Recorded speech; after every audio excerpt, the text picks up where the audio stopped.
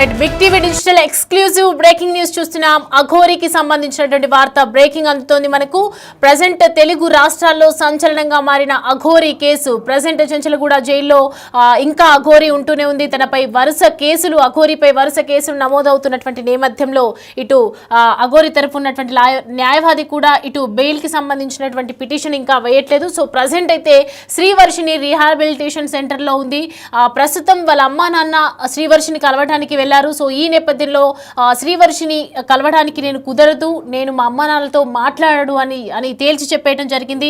అసలు ఎందుకు తన తల్లిదండ్రులతో మాట్లాడడానికి నిరాకరిస్తోంది? రిహాబిలిటేషన్ సెంటర్కి ఇక్కడనే ఉండిపోతాను, నేను ఎక్కడికి రాను, అఘోరి బయటకు వచ్చే వరకు నేను ఎక్కడికి రాను అని చెప్పి తేల్చి చెప్పేస్తున్నటువంటి సిచ్యువేషన్ కనిపిస్తోంది. సో ప్రజెంట్ మనం దానికి సంబంధించి విజువల్స్ కూడా చూస్తున్నాం. వర్షినికి సంబంధించి ఇటు అఘోరికి సంబంధించినటువంటి పోస్ట్ కూడా మనం చూస్తున్నాం. ప్రజెంట్ అయితే ఇంకా రీహాబిలిటేషన్ సెంటర్లోనే ఉంది వర్షిణిని కలవడానికి అమ్మా నాన్నలు తెగ ప్రయత్నిస్తున్నప్పటికీ కూడా శ్రీవర్షిని ఇంకా వాళ్ళని కలవడానికి అయితే నిరాకరిస్తూ వస్తోంది. కలవడానికి ఇష్టపడట్లేదు, తన మొహం కూడా చూడడానికి ఇష్టపడట్లేదు అనుగా తెలుస్తుంది. సో ప్రజెంట్ అయితే కరీంనగర్ జిల్లా కొత్తపల్లి పిఎస్లోనూ అఘోరిపై కేసు నమోదైంది. తనపై అఘోరి లైంగిక దాడి చేసిందని ఒక మహిళ ఫిర్యాదు చేయడం జరిగింది.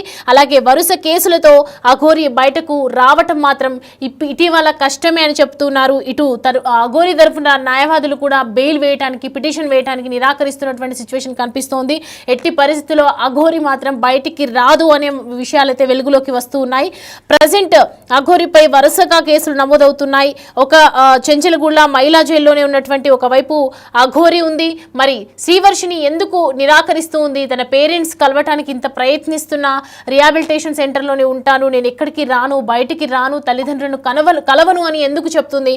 దానికి సంబంధించి డీటెయిల్స్ అడిగి తెలుసుకుందాం. మా ప్రతినిధి గౌతమి అందుబాటులో ఉన్నారు. గౌతమి, చూస్తున్నాం శ్రీవర్షినికి సంబంధించి రీహాబిలిటేషన్ సెంటర్లోనే ఉంటాను, అలాగే మా అమ్మ నాన్నల్ని కలవను అని చెప్తూ ఉన్నారు. ఎందుకని కలవనని నిరాకరిస్తోంది? అసలు శ్రీవర్షిని సిచ్యువేషన్ ఏంటి, మెంటల్ స్టేటస్ ఏంటి ప్రజెంట్? రైట్ సౌమ్య, అయితే ప్రెసెంట్ మనం కనుక చూసుకున్నట్లయితే అందరూ కూడా శ్రీనివాస్ జైల్లో ఉన్న తర్వాత అసలు వర్షిని ఇక్కడ ఉంది, వర్షిని వాళ్ళ పేరెంట్స్ ఇంటికి తీసుకువెళ్ళారా లేదా అనుకున్న టైంలోనే ఇప్పటికీ కూడా నార్సింగ్ దగ్గర ఉన్న రిహాబ్ సెంటర్ లోనైతే తను పెట్టడం కూడా జరిగింది. ఎందుకంటే శ్రీనివాస్ ని అరెస్ట్ చేసిన రోజే తన్ని కూడా evening time Shankarpalli police station దగ్గర నుంచి తను వెంటనే అక్కడికి రిహాబ్ సెంటర్ అయితే తీసుకువెళ్ళడం కూడా జరిగింది. ఎందుకంటే ఆ అమ్మాయి కొంచెం మానసికంగా సరిగా లేదు అని అటు పేరెంట్స్ చెప్పడం కావచ్చు, లేకపోతే ఇటు పోలీసులు కూడా ఆ అమ్మాయి మాట్లాడే విధానం కావచ్చు, లేకపోతే తల్లిదండ్రులతో వెళ్ళడానికి కూడా నిరాకరిస్తుంది కాబట్టి తనకి కౌన్సిలింగ్ ఇద్దాము అన్న ధోరణిలో కూడా తను అక్కడ పెట్టారు అని కూడా అనుకుంటున్నాము. అయితే దీనికి సంబంధించి ఇప్పటికీ చాలా రోజులు గడుస్తున్నప్పటికీ అటు వర్షినికి సంబంధించి వాళ్ళ పేరెంట్స్ కలవడానికి వెళ్ళిన వాళ్ళతో మాట్లాడడానికి కానీ లేకపోతే వాళ్ళతో వెళ్ళడానికి కూడా నిరాకరిస్తుంది.